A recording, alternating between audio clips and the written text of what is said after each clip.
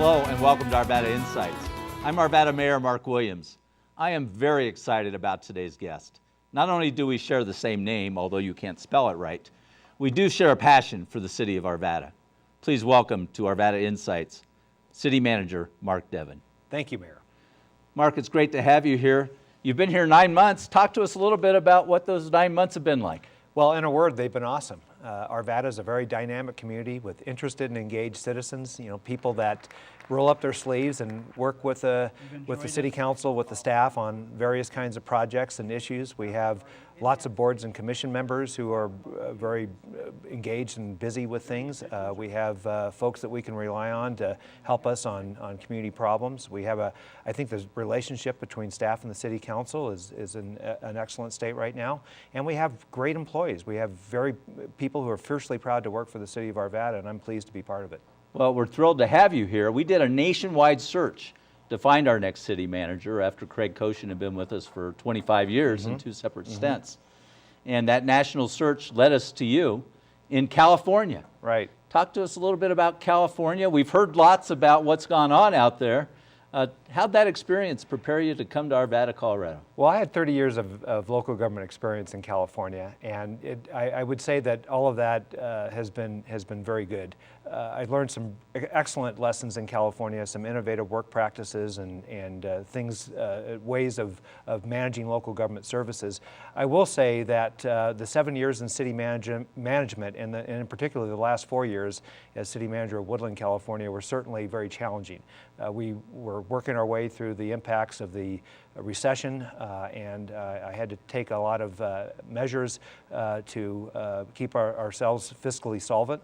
But I think it was a good example of even working through the tough times. You can still work with a council in a city, in a community to make things, get things as right as you possibly can under the circumstances.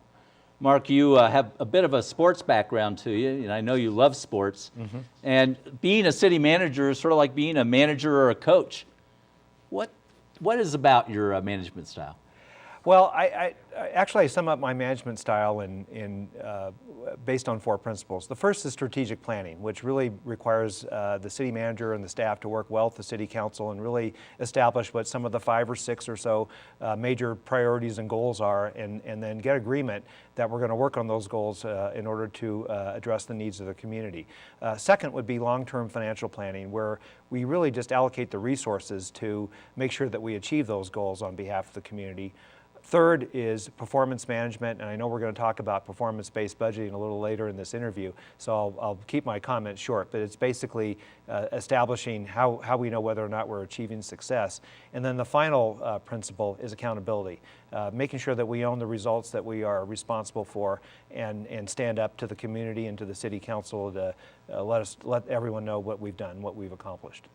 People have this misperception that the mayor is a full-time job and that the mayor and the city council run the city. That ain't true in Colorado, is it? Well, it's not true, at least in Arvada. Arvada functions under the council manager form of government. And the council manager form of government is where the city council, the elected officials, appoint a professionally trained manager in order to oversee the day-to-day operation of the city in accordance with the city council's policies and what the city council's desires are. And that's the form of government that we use in Arvada, and I think with the form of government that's in most Colorado cities and towns. The city council are my 7 elected bosses, and you set the policy, and I am responsible for the implementation. And you're doing a great job of it. Thank you. Mark, tell us a little bit about your personal background and a little bit more about you. Well, Mayor, as you know, I'm a very boring person. I have 2 passions in my life that I care deeply about. One of them is my family. My wife, Shelley, and I have been blessed with 5 children. We have 3 that will remain in California. At least for now. At least for now, yeah. You never know, they might follow us at some point. 3 will remain in California, finishing their education and working in their professional careers. 2 will be coming out here to Colorado. One is just enrolled at the University of Colorado at Colorado Springs, and the other one is enrolled in high school. And he'll be finishing his senior year out here in Colorado. The second passion is running. I like to run. I like to do physical exercise. It gives me the opportunity to have a little Zen time and personal time. And also, as I run through the streets of Arvada, it gives me an opportunity to inspect our infrastructure, our curb gutters and sidewalks and streets and things like that, which I know is kind of a sick hobby. Oh, that's great. We have a lot more to talk about. We're going to take a break, and we'll hear some more about the exciting goals and projects coming up in Arvada right after this.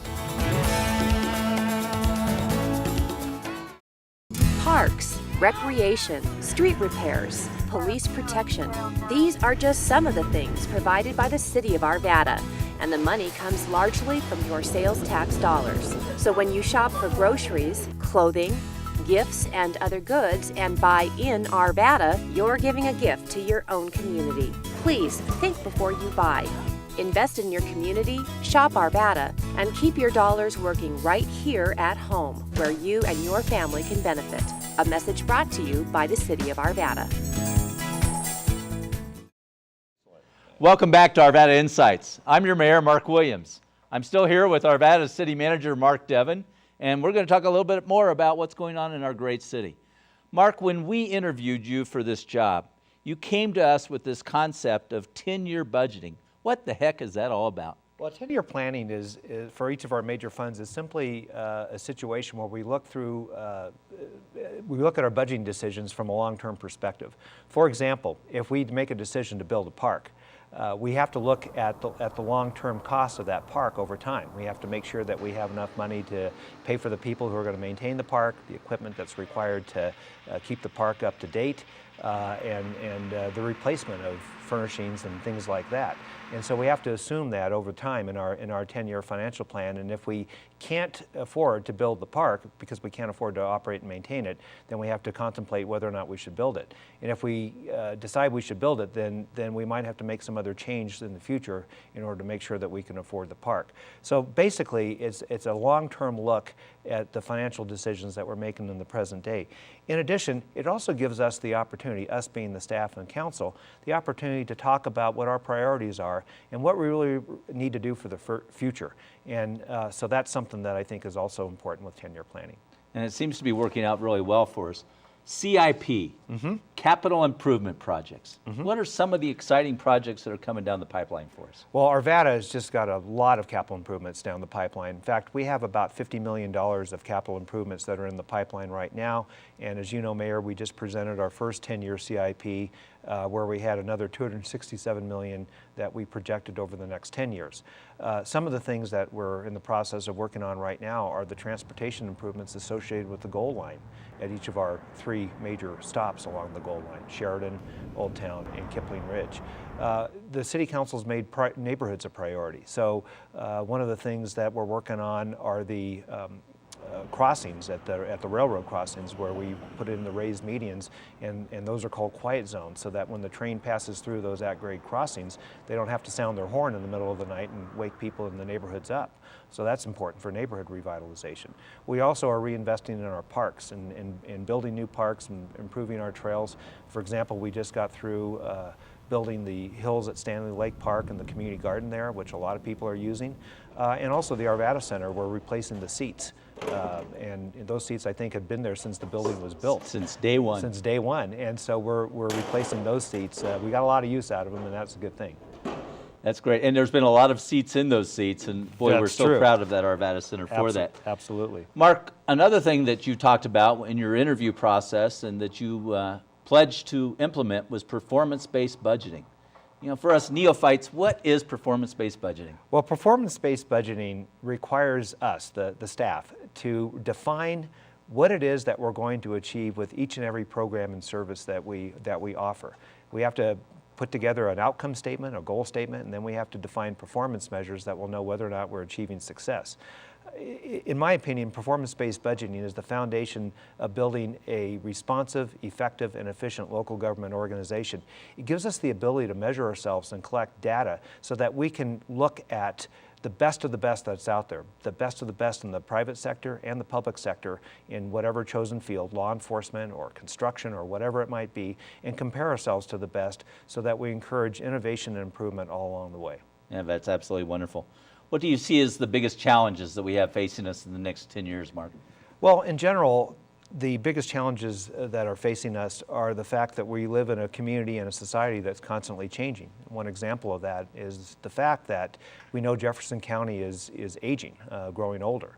And as people grow older, their needs, their buying habits, their expectations of services from local government are going to change. So we have to really look ahead and try to stay ahead of that power curve and anticipate what it's going to be like in Arvada in the next 10 to 15 years.